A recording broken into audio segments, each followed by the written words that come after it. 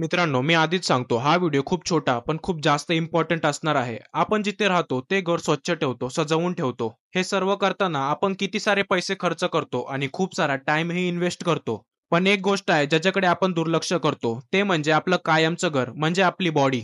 आपली बॉडीच एक अशी गोष्ट आहे ज्याच्याबरोबर आपण पूर्ण आयुष्य घालवतो. हे घर, हे शरीर, हे आपल्या आत्म्याचं घर आहे. म्हणून जर आपली बॉडी हेल्दी नसेल, तर आपलं माइंड पण हेल्दी राहणार नाही.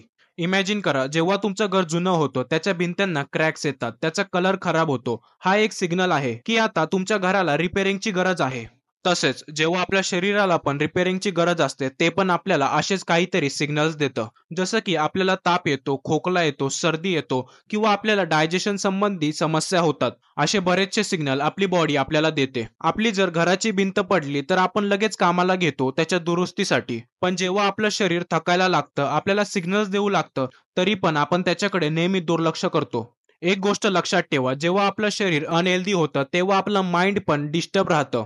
तुम्हाला वाटत असेल की माझं शरीर तर चांगलं आहे, मी अजून काम करू शकतो. पण आपल्याला आपल्या शरीराचं नुकसान नेहमीच बाहेरून दिसत नाही.